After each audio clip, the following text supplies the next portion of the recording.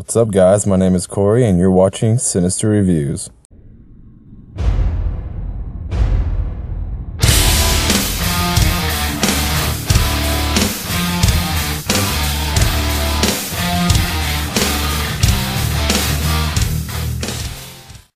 What's up, guys? It's Corey here, coming back at you with this week's movie review, Interstellar, a Christopher Nolan masterpiece. Every movie he makes is a masterpiece, in my opinion. He's the director of Inception and the Batman or the Dark Knight trilogy, if you guys don't know who he is. Anyways, so like I said, it was directed by Christopher Nolan. As far as the cast, you have a lineup of amazing actors. First, you have the main actor, or the main star, Matthew McConaughey. You have the co-star, Anne Hathaway. Then Jessica Chastain, Michael Caine, Matt Damon, Topher Grace, Casey Affleck. So yeah, the lineup just keeps going with amazing actors.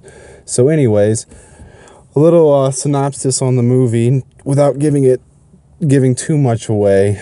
It's kind of hard to do this, but because like I said, it's a Christopher Nolan movie, and if you know anything about Christopher Nolan, is he does some crazy things, and he's pretty much a genius. So in order to get his movies, you kind of have to watch him a few times, honestly. So like I said, you know, I've only seen it one time, so my opinion on it or whatever might not be completely right, but, you know, I'm pretty quick when it comes to movie plots, so here it goes.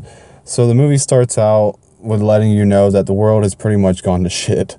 There's something called a blight. It's a plague that kills all plants, kills all food, so no one can grow food except for corn for some reason. And so basically everyone's quit their job or their daily life to basically become corn farmers. And so the main character, Matthew McConaughey, whose name is Cooper, an ex-pilot, ends up doing that. Ends up going out into the wilderness, or going out and, growing corn and raising his family. So the story takes place in this little farmhouse or whatever out in the middle of a cornfield.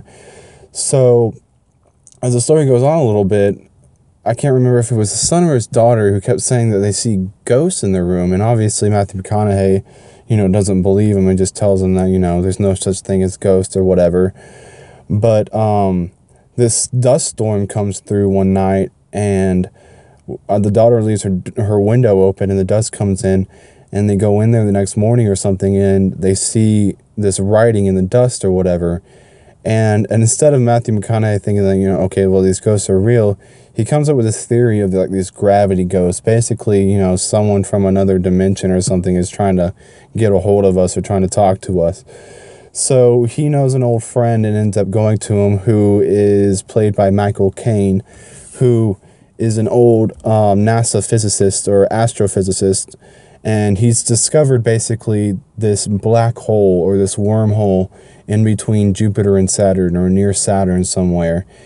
And there's this huge theory that these things that they keep seeing and these messages that they keep seeing, like in the farmhouse, and there's this thing where the girl keeps seeing something in the bookcase or whatever. Michael Caine's theory is that, these are fifth dimensional beings somewhere far out into the galaxy somewhere, who have no really perception of time per se. Like, all time is at once.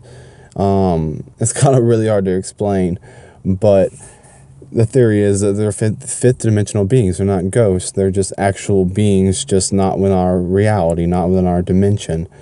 So apparently Michael Caine and NASA or whatever has already sent 10 space crews into this black hole, and 3 signals have come back. So they send Matthew McConaughey and Anne Hathaway and a couple other characters into this black hole to find these signals, basically. So the whole story goes on, and they go into the black hole, and they end up on the other side.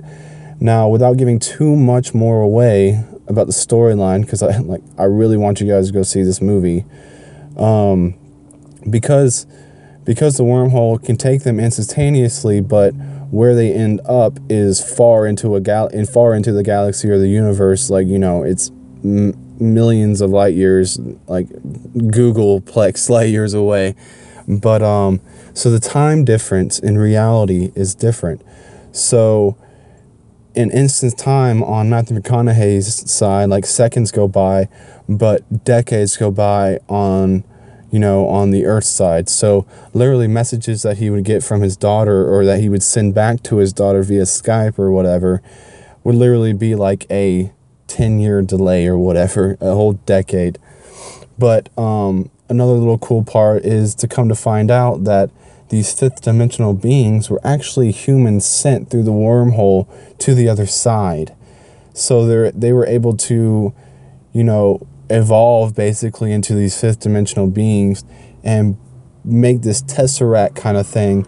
That way they could communicate with us on the other side, and then they created a wormhole. That way we could get through to the other side.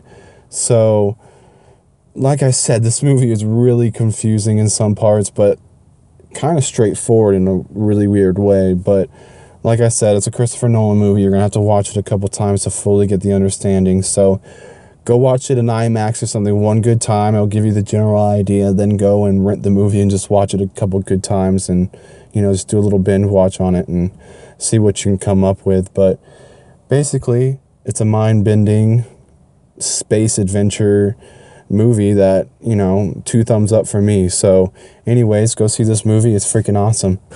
All right, guys, it's been Corey with your movie review for this week. Don't forget to rate, comment, and subscribe, and I'll talk to you guys later. Bye.